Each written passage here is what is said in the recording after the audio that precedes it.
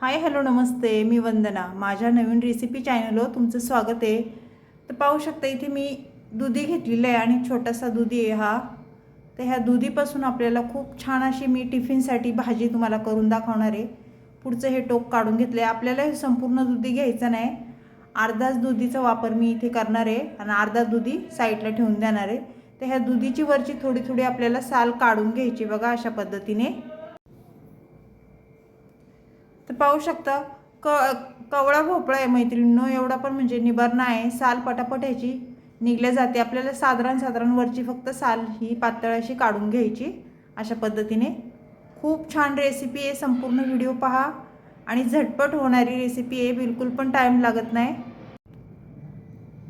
तर अशा पद्धतीने मी संपूर्ण साल बघा काढून घेतलेली आहे दुधीची ही. तर आता हे साईडला करूया आपण पटापट.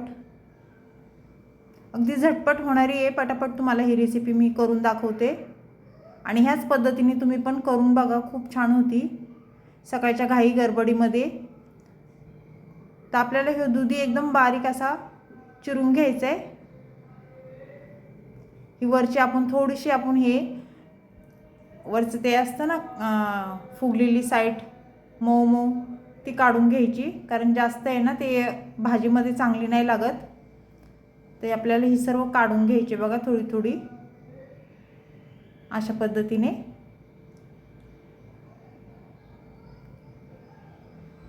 आणि छान असा बारीक चिरून घ्यायचा आहे आपल्याला हा दुधी.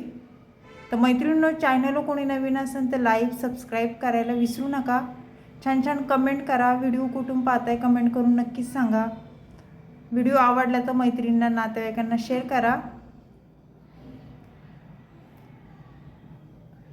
तर पाहू शकता अशा पद्धतीने मी हा दुधी बारीक असा चिरून घेणार आहे.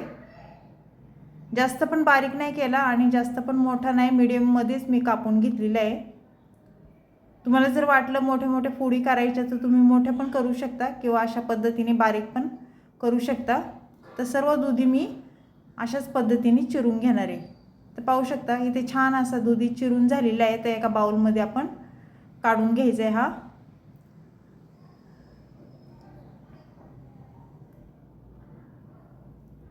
आता हे साईडला ठेवायचं आहे आपल्याला. आणि त्यानंतर इथे बघा मुगाची डाळ घेतलेली मी, एक 5 मिनिटं फक्त भिजत घातली होती. तुम्ही ह्याच्यामध्ये चण्याची डाळ पण यूज करू शकता, पण मी इथे मुगाची डाळ टाकणार आहे. एक टमाटा घेतला आहे मीडियम साईजचा आणि 2 हिरव्या मिरच्या घेतलेल्या आहेत छोट्या. एक मीडियम साईजचा कांदा घेतला आहे. तर कांद्याची आपल्याला संपूर्ण ही साल अशी काढून घ्यायची बघा. आणि हे कांदा आहे आपल्याला बारीक नाही चिरायचा, उभा पातळ कांदा चिरून घ्यायचा आहे बघा, अशा पद्धतीने.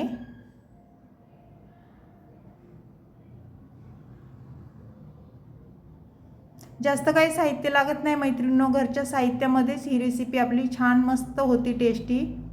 आणि दुधी खाल्ल्याने कसं शरीराला खूप चांगलं फायदे भेटतात. दुधी आठवड्यातून 1-2 वेळा तरी करीत जायचं. तो कांदा असा थोडासा आपल्याला मोकळा करून घ्यायचा त्याच्या पाकळ्या. तर ही साईडला ठेवूया. आणि इथे मीडियम साईजचा टमाटा घेतलेला, तो आपल्याला तो पण तसंच चिरून घ्यायचा जसा कांदा आपण चिरून घेतलेला उभा पातळ. तर पाहू शकता टमाटा मी चिरून घेतलेला आहे आणि 2 मिरच्या होत्या त्या उभ्या अशा मी लांब लांब चिरून घेतलेल्या आहेत. लसूण पण बारीक चिरून घेतलेला आहे. तुम्ही ठेसून पण टाकू शकता किंवा असा बारीक चिरून पण टाकू शकता किंवा लसणाची पेस्ट करून पण टाकू शकता. कोथिंबीर स्वच्छ धुवून मी बारीक चिरून घेतलेली आहे. तर एवढं साहित्य लागतं आहे मैत्रिणींनो आपल्याला. तर आता हे साईडला ठेवून आपल्याला गॅस पेटवून घेते बघा मी. आणि गॅसवर मी कढई ठेवून घेते. कढई गरम झाल्याच्या नंतर आपल्याला त्याच्यामध्ये तेल टाकून घ्यायचे. इथे साधारण मी 1.5 पळी तेल टाकून घेणार आहे. तेल तुम्ही तुमच्या अंदाजे कमी जास्त करू शकता.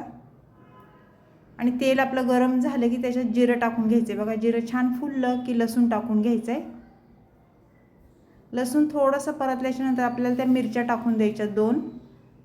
त्यानंतर मीडियम साईजचा एक कांदा बारीक उभा चिरून घेतलेला तो टाकून दिला आहे. आणि कांदा जरा तेलावर चांगला परतून घ्यायचा आहे थोडासा असा.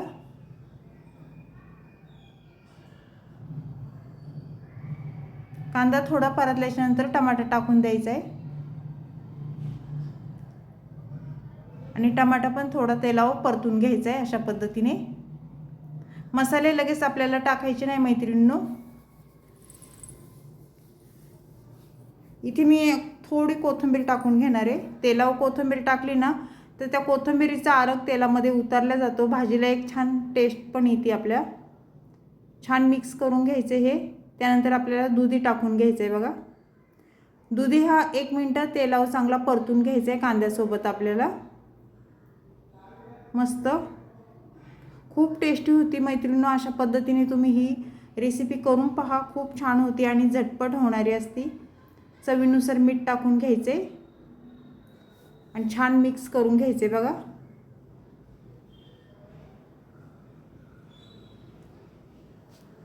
छान मिक्स करून झाल्याच्या नंतर आपल्याला 1 मिनिट फक्त झाकण ठेवून घ्यायचे आणि थोडंसं परतून द्यायचे आपल्याला. 1 मिनिटाच्या नंतर परत झाकण खोलून दुधी छान मिक्स करून घ्यायचे परत.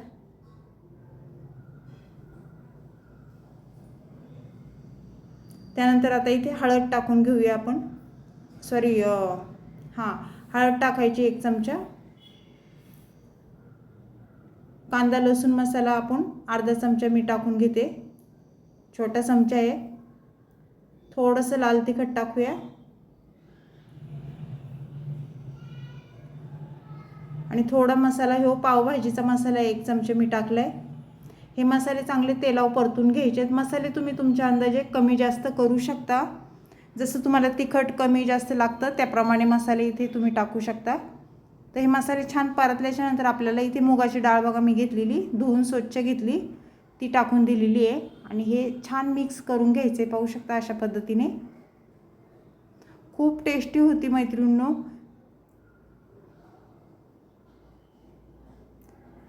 आणि त्यानंतर आपल्याला पुढे काय करायचं आहे, ह्याच्यामध्ये खोबऱ्याचा बघा मी खोबरं भाजून बारीक कूट करून ठेवलेला खोबऱ्याचा मिक्सरला वाटून 2 चमचे खोबऱ्याचा किस टाकलेला आहे बारीक केलेला आणि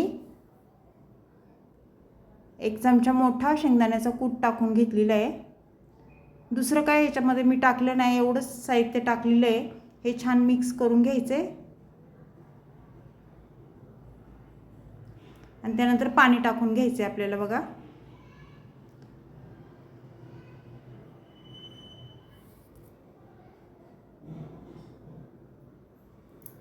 पाणी इथे मी छोटे ग्लास घेतलेले, हे 2 ग्लास पाणी टाकलेले आहे. अगदी छोटा ग्लास आहे हे. खूप तुम्ही म्हणसाल की 2 ग्लास पाणी एवढं टाकले, पण छोटा ग्लास आहे त्याच्यामुळे मी इथे 2 ग्लास पाणी टाकून छान भाजी मिक्स करून घेतली आणि झाकण ठेवून घ्यायचं आहे आपल्याला 2-3 मिनटं. 2-3 मिनटाच्या नंतर झाकण खोलून परत भाजी चेक करायची. छान मिक्स करून घ्यायची परत वर खाली. थोडी कोथिंबीर वरून टाकायची बघा. भाजीला बिलकुल पण टाईम लागत नाही शिजायला मैत्रिणींनो. मुगाची डाळ पण लवकर शिजल्या जाते आणि आपण भोपळा जो कापून घेतला होता बारीक फोडी करून त्या पण लवकर शिजल्या जातात. तर मस्त ही भोपळ्याची भाजी बघा आपली झालेली आहे.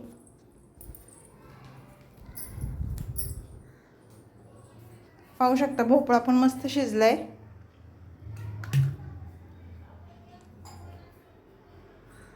एक मिनिट फक्त झाकण ठेवायचे आपल्याला, वाफ काढून घ्यायची. 1 मिनिटाच्या नंतर परत झाकण खोलायचे. तर मस्त ही आपली भोपळ्याची चमचमीत अशी भाजी ही झालेली आहे टिफिनसाठी. तर ही भाजी मैत्रिणींनो कोणाला आवडली मला कमेंट करून नक्कीच सांगा. चॅनलला कोणी नवीन असेल तर लाईक सबस्क्राईब करायला विसरू नका.